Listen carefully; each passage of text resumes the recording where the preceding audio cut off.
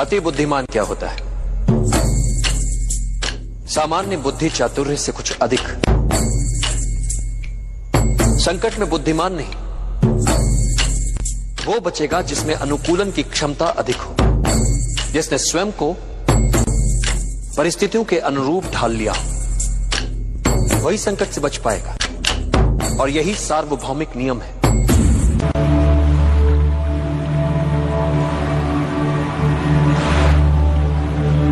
यह अवसर है पुनर्जन्म का। देश के हित में क्षात्र धर्म से मर मिटने का अवसर है ये। फिर जीने का अवसर है ये। गौरव जो मिट चुका है देश का, उसे पुनः पाने का अवसर है ये। मातृभूमि को नमन कर सके, इस लायक बनने का अवसर है ये। एक नए नव निर्माण का अवसर है।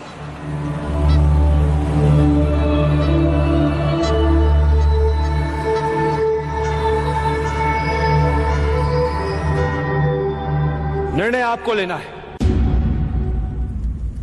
चाहे तो आप सब अपनी पराजय के साथ जीवन भर सर झुकाकर पशुवत जी सकते हैं, या फिर अपनी मातृभूमि के लिए अपना सर्वस्व न्यौछावर करने के महाअभियान में मेरा साथ दें। मेरा सदा पराजय की अनित्यता में विश्वास रहा है। अनित्य होती है पराजय। व्यक्ति चाहे तो फिर से प्रयास कर सकता है विजय के लिए।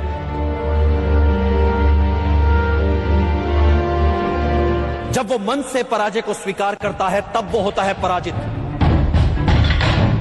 कई बार मन से पराजय को स्वीकार करने वालों को, हार से हताश होने वालों को इस बात का पता ही नहीं होता कि जब उन्होंने साहस छोड़ा तब वो विजय के कितने निकट थे। हर पराजय विजय यात्रा के मार्ग में आने वाली एक अनुभव मात्र होती है। ऐसा अनुभव जो हमें कुछ और सिखाता है, हमारी कमियां हमें बताता है, हमें विजय के और निकट ले जाता है। इसलिए यवनों से मिली पराजय को भुला दीजिए। आइए मिलकर एक बार फिर हम सब एक और प्रयास करते हैं। मिलकर किया हुआ प्रयास कभी व्यर्थ नहीं जाता। मिलकर आज हम अपने देश का एक नया इतिहास रच सकते हैं, एक नया समाज गढ़ सकते हैं, नियति के लिखे तक को बदल सकते हैं। आज हमारे समक्ष जो अवसर है, ऐसा अवसर भाग्यशालियों को ही मिलता है। अपनी मातृभूमि को विदेशी आक्रमणकारियों से मुक्त करवाने का अवसर, अपने ऋण से उऋण होने का अवसर, अपने राष्ट्र के नवनिर्माण का अवसर, अपने गौरव को पुनः प्राप्त करने का अवसर, अपनी मातृभूमि के लिए मर मिट जाने का अवसर। तो आइए अपनी मां की लाज बचाएं, मिलकर इन विदेशियों को मार भगाएं। निर्णय आपको लेना है।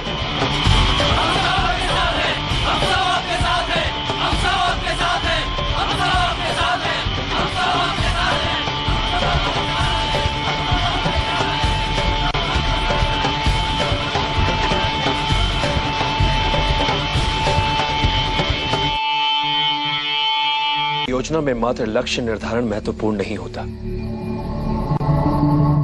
महत्वपूर्ण होता है वो प्रयास जिससे लक्ष्य प्राप्त किया जाता है। चिंतित ना हो। 99% यही संभावना है कि महाराज पुरु और कैलिस्थनीस दोनों असफल ही होंगे।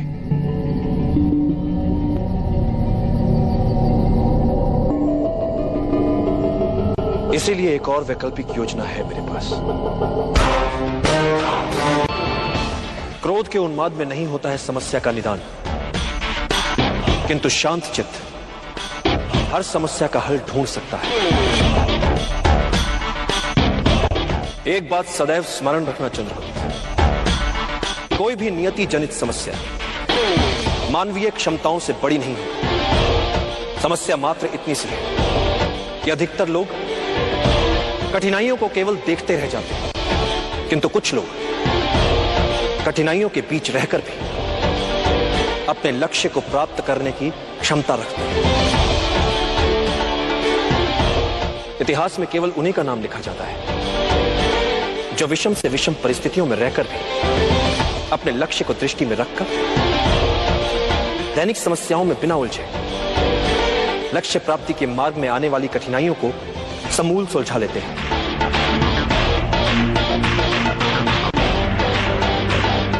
इतिहास साक्षी है चंद्रकांत, महान वही बन पाया है जिसने अपनी कठिनाइयों को आगे बढ़ने का अवसर बना लिया,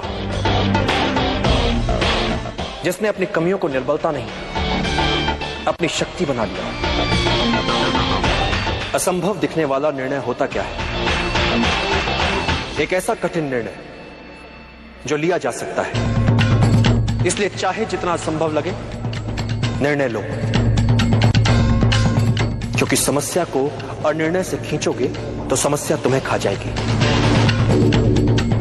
निर्णय लेने में साहस करो, फिर देखो इतिहास तुम्हारा नाम कैसे अमर बना देता है।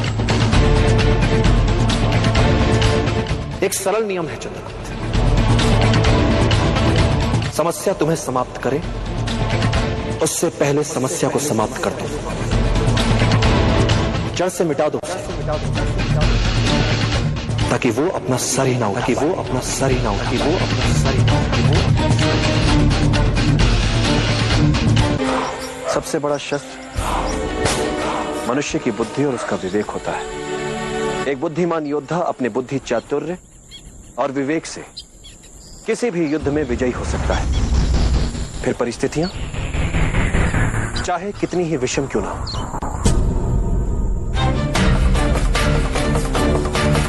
शासन के लिए सभी मनमाने अधिकारों का केंद्र नहीं हो सकता, क्योंकि मेरे विचार से राजा को एक निश्चित समय के लिए शासन मिलना चाहिए,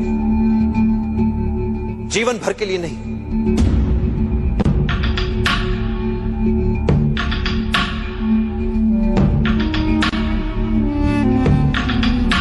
इसलिए एक राजा को अपने लिए, अपने परिवार, अपने वंश की महिमा के लिए या अपने साम्राज्य की मान सम्मान प्रतिष्ठा के लिए समय नहीं गंवाना चाहिए,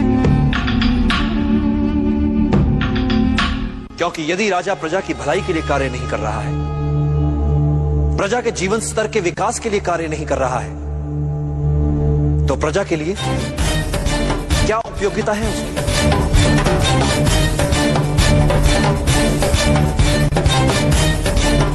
मैंने तुमसे कहा था ना कि चाणक्य बहुत गुणी है। एक राजा का शासन तभी तक तर्कसंगत है जब तक वो प्रजा के हित में है, अन्यथा उसका कोई अर्थ नहीं, कोई औचित्य नहीं।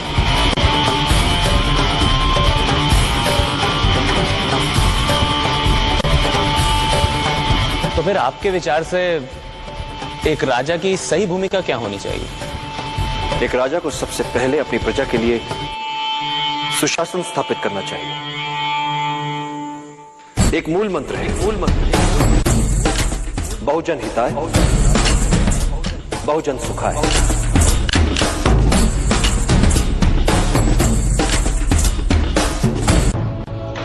किसी भी योद्धा के लिए युद्ध में सबसे महत्वपूर्ण शस्त्र होता है गति। किसी भी योद्धा के लिए युद्ध में सबसे महत्वपूर्ण शस्त्र होता है गति। शत्रु की शिथिलता का अपनी गति से लाभ उठाओ, अनपेक्षित शैली अपनाओ, उसके असुरक्षित भाग पर आक्रमण करो। आमने सामने के युद्ध में शत्रु की गति को पहले समझो और फिर चौंकाने वाली गति से उसे पराजित कर दो। कुछ महत्वपूर्ण बातें और, परिस्थितियों के अनुकूल शीघ्रता से ढल जाओ, यही विजय की कुंजी है। और युद्ध में मृत्यु के लिए सदा तैयार रहो। जिस घड़ी तुम्हें लगे कि अब कोई मार्ग नहीं बचा, उस समय उनका स्मरण करो जिनके लिए तुम जी रहे हो। नहीं पाता। मैं जब भी कोई योजना बनाता हूं तो उसकी सफलता को लेकर संशय मेरे मन में भी रहते हैं। मैं योजना की परिकल्पना को अनुभव और अंतर्दृष्टि के साथ सोचे समझे संभावित संकटों का ध्यान रखते हुए कार्य में लाने का प्रयास करता हूं। किंतु कार्य की सफलता योजना, भाग्य और अंतरात्मा के स्वर के मिले जुले असर से तय होती है। कार्य की सफलता में इन तीनों की बराबर की भूमिका होती है।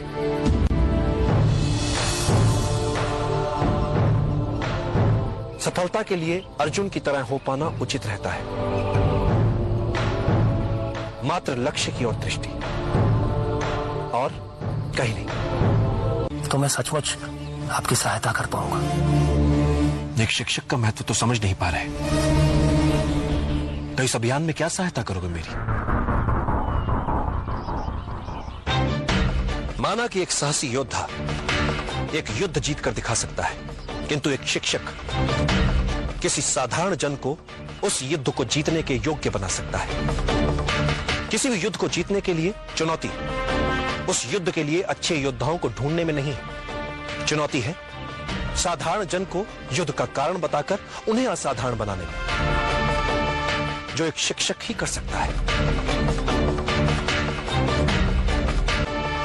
तुमसे बिना कोई मूल्य लिए एक सीख देता हूं जिसकी मुझे लगता है आवश्यकता भी है तुम्हें। अपने विचारों को वश में रखो, क्योंकि यही तुम्हारी वाणी बनेंगे। अपनी वाणी को वश में रखो, क्योंकि यही तुम्हारा कर्म बनेगी। अपने कर्मों को वश में रखो, क्योंकि यही तुम्हारी आदत बनेंगे। अपनी आदतों को वश में रखो, क्योंकि यही तुम्हारा चरित्र बनेगी। और अपने चरित्र को वश में रखो, क्योंकि इसी से तुम्हारा भाग्य बनेगा।